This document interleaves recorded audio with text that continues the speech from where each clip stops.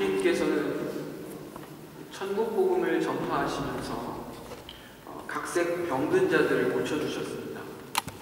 오늘 본문 말씀 바로 앞에도 예수님께서 게네사렛 지역에 도착하셨는데 그곳 사람들이 예수님이 오신다는 사실을 알고 미리부터 나와서 병자들에게 소식을 알리고 사람들을 데리고 나와 예수님께 치유하는 이야기가 기록되고 있습니다. 예수님이 병든 자를 고쳐주신다는 소문이 이미 그곳 지경에 널리 펴져 있었던 것이죠. 사람들은 예수님의 옷자락만 만져도 병이 나을 거라는 기대를 가지고 있었고 또 그 옷자락을 만진 사람들이 병을 나았다. 이렇게 성경에 기록하고 있습니다. 사실 육체적인 질병은 어떤 생명의 결핍을 이야기하고 있습니다. 한자로는 악이죠. 악, 결핍되다. 하나님을 떠난 인간이 사망의 그늘에 놓여 있음, 즉 죽음의 그림자가 그 모든 인생 가운데 드리워져 있다는 것을 보여주는 것입니다. 보면 병은요, 죽음의 어떤 현상입니다. 그래서 인간은 질병 앞에서 항상 그 자신의 무능함과 어떤 유한함을 경험합니다. 보면 모든 인생이 어떻게 보면 죽음을 향해 계속 달려가고 있는 것이죠. 온갖 치료의 수단을 동원하여 자신의 병을 치료하는 데 성공할지라도 모든 인간은 결국 죽음을 맞이하게 되는 것입니다. 그러므로 예수님의 그 치유의 사역은 단지 병을 치료하는 데만 목적이 있는 것이 아니라 인간의 그 본질적이고 어떤 치명적인 질병, 인간이 가지고 있는 그 죄의 문제를 폭로하고 그 죄의 문제를 해결하러 오신 그 구원자요 메시아로서 예수님 자신을 증명하는 어떤 행위입니다. 오늘 본문 말씀들은 바리새인들의 그 외식을 꾸짖으시는 내용이 들어있습니다. 그들은 부모를 공경하라는 그 제5계명의 그 정신과 의미를 알지 못하고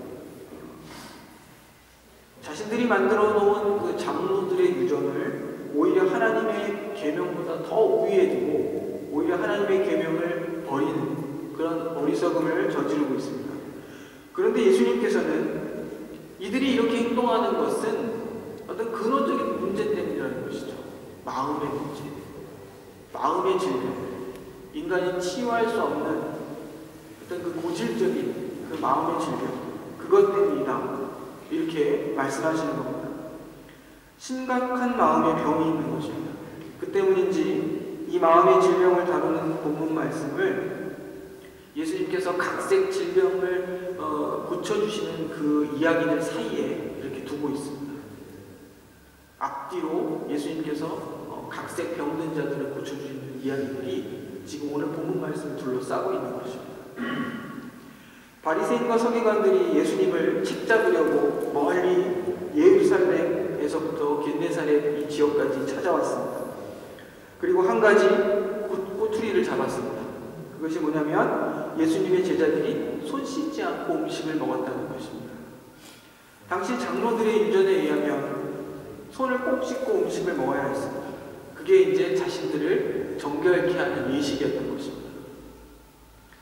예수님께서는 이들의 어떤 꼬투리 잡는 것에 대해서 작정하신 듯이 말문을 여십니다. 너희는 어찌하여 너희 유전으로 하나님의 계명을 범하느냐? 이렇게 막받아치시는 겁니다. 실상 장로들의 유전이란 하나님의 계명을 더 잘 지키려고 그 계명을 세세하게 세분화해서 여러 가지 어떤 2중, 3중의 어떤 보호장치를 만든 것과 같았습니다.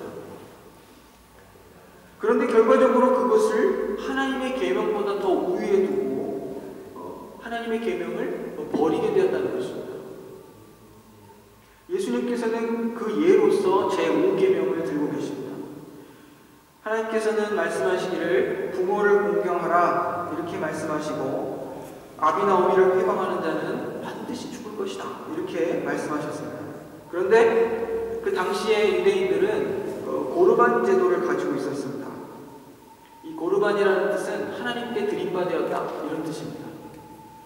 그것은 하나님께 자기 재산을 드리겠다고 서원하고 부모님을 공경할 그 공경의 의무를 대신하거나 회피하는 것입니다. 내가 가진 재산, 부모를 공경해야 할 그 몫인데 그것을 하나님께 드림받되었다 하면 더 이상 부모를 공경하고 부양해야 될 의무에서 벗어난다는 것이죠. 이 제도의 또 한 가지 허점은 무엇이냐면 그 재산을 드리는 시기도 자기 마음입니다. 사람들이 부모를 모시기를 싫어서 고르반 제도를 악용하는 일이 발생하게 되었습니다. 하나님께 드렸다고 말하고 정작 부모를 공경하라는 그 계명을 지키지 않고 부모를 부양할 의무를 버리는 것입니다. 오늘 본문의 그 병행 본문인 마가복음 7장을 보시면 이 고르반 제도의 또 다른 폐해가 있는데 무엇이냐면 조금 다른 각도에서 설명하고 있습니다. 그것은 어떤 사람이 고르반이라고 하나님께 약속을 했습니다. 그런데 부모를 부양하고 책임지려고 하다 보니까 재산이 필요하고 돈이 필요합니다. 그래서 종교 지도자에게 찾아갔습니다. 내가 부모를 부양해야 하고 공경해야 하니 내가 지금 한 고르반을 취소해 주십시오. 그랬더니 그 종교 지도자들이 하는 소리가 한 번 고르반 하는 것은 취소할 수 없다는 것입니다. 이것이 보여주는 것은 무엇입니까?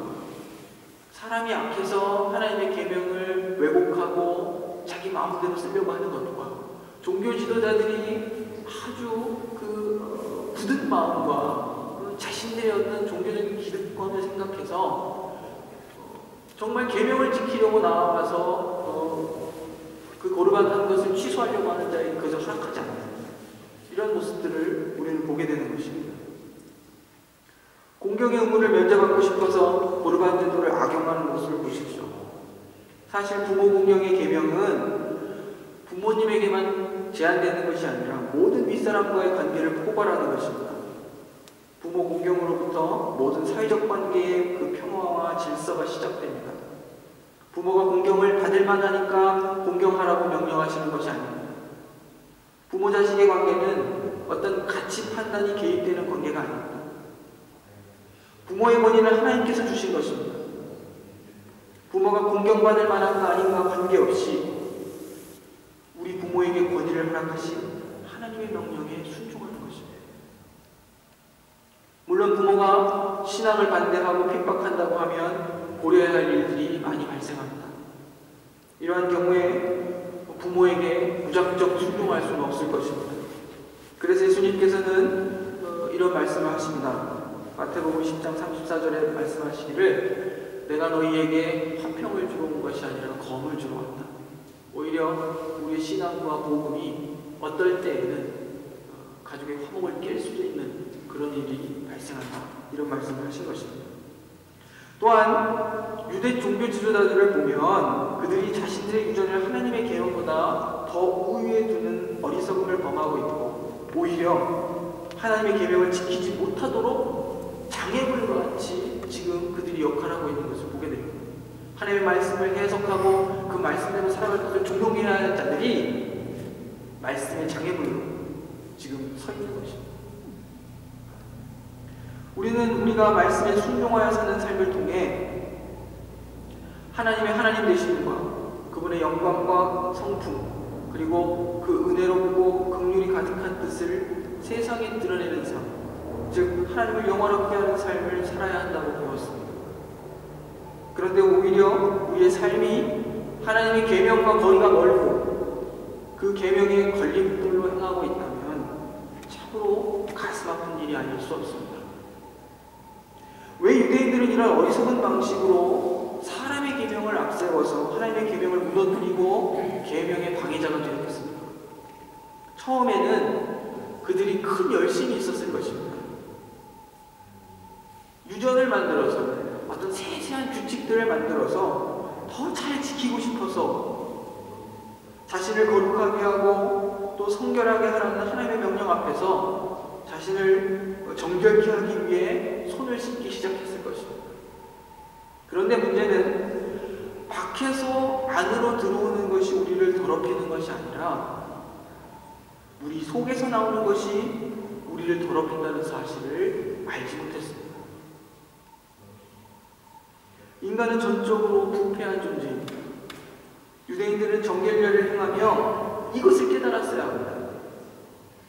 그 정결 예식으로는 자신들의 그 죄와 부패한 본성을 깨끗하게 할 수 없다는 사실을 깨달아야 하는 것입니다.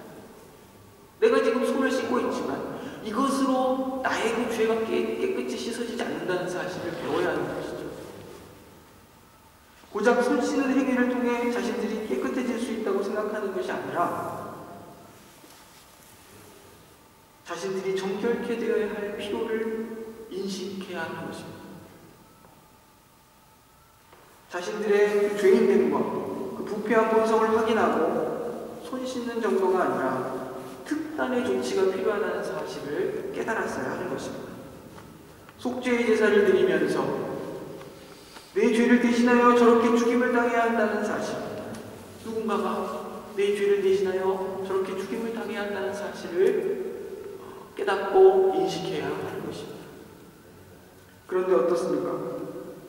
자기의 악한 속마음을 깨닫기는커녕 자기는 손 씻어서 깨끗하다고 착각하는 것입니다. 도대체 무엇이 부정한 것입니까? 오늘 말씀 바로 뒤를 보시면 한 여인이 등장하는데 이 여인은 이방 여인입니다. 가나안 여인. 꼭 수로보니게 족속 여인이다. 이렇게 성경은 기록하기도 합니다. 이 가나안 여인의 믿음이 유대인들의 믿음과 대조를 이루고 있습니다. 유대인들에게 부정하게 여겨졌던 이 가나안 이방 여인, 그리고 이 이방 여인은 흉악히 귀신 들린 딸을 가지고 있었습니다. 유대인들의 입장에서 보면 부정에 부정을 더하는 그런 여인입니다. 그런데 이 여인이 하나님의 나라에 받아들여지고 있습니다. 자신의 부정함과 악함을 인정하고 주님 앞에 나와서 은혜를 구하는 자가 그 나라의 백성이 되는 것입니다. 유대인들은 율법을 가졌다는 이유로 자신들이 선민이고 우월하다고 자부했습니다. 그래서 율법 없는 이방인들을 무식하고 부정하고 그렇게 부정하다고 생각했고 차별했습니다. 그런데 오늘 본문 말씀은 유대인들이 율법을 가졌지만 소경이 앞을 보지 못하는 것처럼 율법의 그 정신과 깊이를 알지 못한다 이렇게 말하고 있습니다. 유대인들을 율법을 가졌다고 자랑했지만 그들이 율법을 율법되게 사용하지 못한 것입니다. 그래서 예수님께서는 소경이 소경을 인도하면 둘 다 구덩이에 빠지게 된다 이렇게 오늘 본문 말씀 14절에 이야기하고 있습니다. 성도 여러분, 그리스도 안에 있는 우리는 분명 유대인들과 다르게 하나님의 계명을 이해하고 적용하고 있습니다. 이제는 예수 그리스도 안에서 율법의 정신을 따라 그 법을 성취하며 살아가고 있습니다. 그런데 사실 우리 자신을 돌아보면 유대인들과 다를 바가 없을 때가 많습니다. 여전히 우리는 율법의 그 깊은 정신을 이해하지 못하고 자랑과 판단으로 가득한 우리를 발견하게 됩니다. 성경을 통해 하나님의 뜻을 확인하지 않고 우리 각자의 경험을 가지고 하나님의 뜻은 이런 것이다, 신앙은 이런 것이다 이렇게 말하며 그것을 자랑하고 또 그것을 가지고 다른 사람을 판단하는 도구로 사용합니다. 우리 이웃을 향해, 우리 형제들을 향해서 유대인들처럼 묻는 것입니다. 당신 손 안 씻었지? 그것이 바른 신앙이냐 자랑하고 다른 사람을 업신여길 때도 종종 있습니다. 예를 들어서 한국 교회들이 최근 사회로부터 윤리적인 비난을 많이 받고 있습니다. 대단히 부끄러운 일입니다. 그런데 제가 아는 한 교회는 대단히 모범적인 교회입니다. 사람을 존중할 줄 알고 그리고 그리고 법과 질서가 잘 세워져 있는 교회입니다. 외형에 치중하지도 않고 부정과 비위도 없고 정직하고 합리적으로 교회가 운영됩니다. 사회적으로 큰 기여도 하고 있으며 크게 선교도 하고 있습니다. 그런데 그 교회 담임 목사님께서 본인 교회 성도들을 걱정하십니다. 그 교회 성도들이 다른 교회와 자신들을 구별하고 그것으로 자랑을 삼는다는 것입니다. 어떻게 자랑하냐면 우리는 깨끗하다, 우리는 정직하다, 우리는 합리적이다. 이 사실이 그 교회 성도들의 자랑이 되었다는 것입니다. 그것으로 우리의 교회됨을 드러낼 수 있겠습니까? 신앙이라는 이름으로 자신과 남을 구별짓고 자신의 나음을 자랑하거나 남의 부족함을 업신여기는 것, 그것은 하나님의 뜻을 잘 알지 못하는 것입니다. 이 정도는 해야 신앙이라 할 수 있지, 이런 마음을 가지고 있다면 아직도 바리새인과 같은 어린아이 수준에 머물고 있는 것입니다. 그런 마음에는 사랑과 긍휼이 자리할 그 자리가 없습니다. 우리는 오직 말씀을 먹고 사는 삶을 통해서 우리의 교회됨을 드러낼 수 있습니다. 아멘.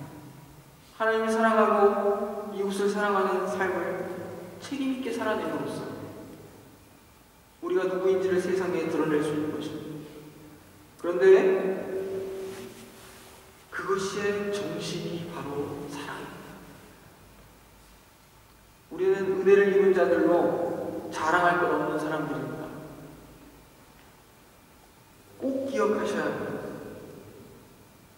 우리는 꼭 다른 사람과 자신을 구별해서 자기의 만족과 자랑으로 삼으려는 경향이 있습니다. 그 속에 사랑과 관용이라는 것을 찾아볼 수가 없습니다.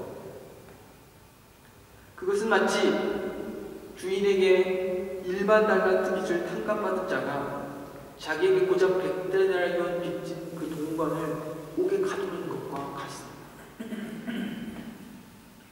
이것이 은혜를 모르는 자의 전형입니다.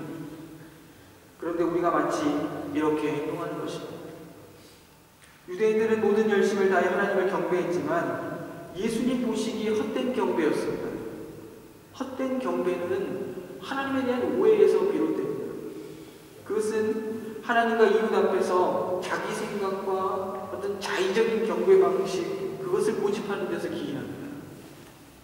우리는 참으로 하나님의 마음을 이해하고 정말 우리의 마음에 다해서 경배하고 있는지 물어봐야 합니다. 예수님을 믿으면 하나님을 사랑하고 이웃을 사랑하는 대로 나아가야 합니다. 은혜를 아는 자로서 자랑하지 않습니다. 그런데 우리는 판단자로, 심판자로 서려고 합니다. 말씀을 가지고 자기를 변호하고 자기 의의를 드러내려고 합니다. 이제 우리는 스스로를 점검해야 합니다. 우리는 과연 무엇을 자랑하고 있는가? 나는 저들과 다름을 자랑하고 있지 않은지. 우리의 신앙은 그저 다른 이들과 나를 구별하는 방식으로 하는 그러한 정도의 수준이 아닙니다. 이러한 무릎이 없으면 교회 생활에만 익숙하고 실력 없는 신자가 되고 말을 겁니다. 사랑과 인내, 차별 없음, 귀 기울임, 이해, 이런 것들, 이러한 것들이 우리의 덕목이 되어야 합니다. 우리는 과연 신앙이라는 이름으로 무엇을 해야 하는지, 우리가 그것을 잘 알고 있는지 점검해야 합니다. 참다운 신앙이란 하나님 앞으로 인도하는 것입니다. 하나님을 배우고 알아야 합니다. 그분이 참으로 무엇을 원하시는지 확인해야 합니다. 하나님은 입술이 아니라 마음으로부터 하나님을 경외하기를 원하십니다. 이를 위해서 하나님을 아는 것이 선행돼야 합니다. 그리고 신자답게 책임을 다해 신앙하는 것입니다. 바울 사도가 빌립보 2장에서 이렇게 이야기합니다. 너희 중에 무슨 그리스도 안에 권면이나 사랑, 위로, 성령의 교제, 긍휼, 자비가 있는가? 그렇더라도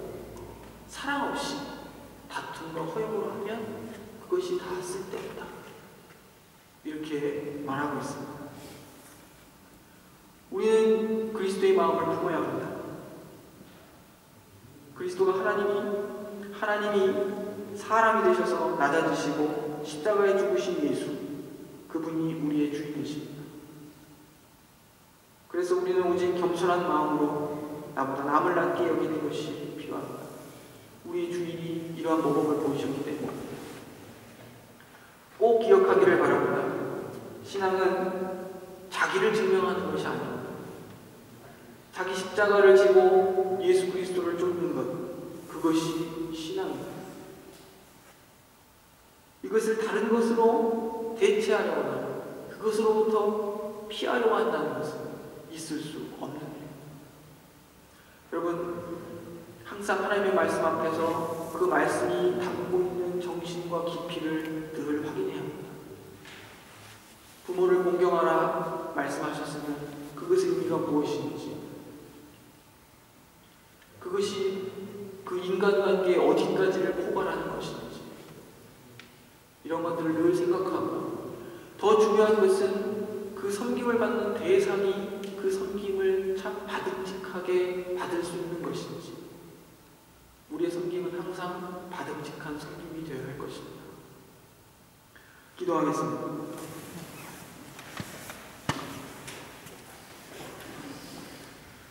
우리가 하나님을 믿는다 하면서 우리의 믿음의 대상이신 하나님 아버지께서 어떤 성품을 갖고 계시는지, 어떤 마음을 갖고 계시는지 잘 알지 못하는 저희들입니다.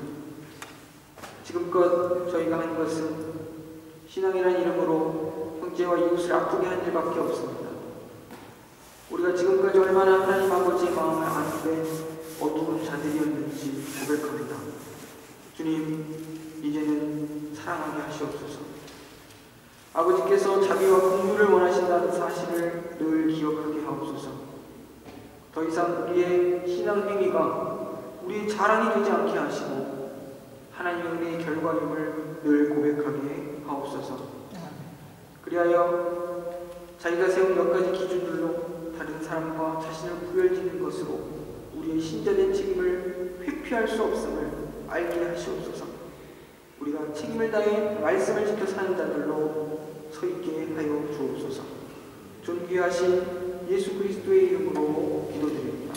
아멘.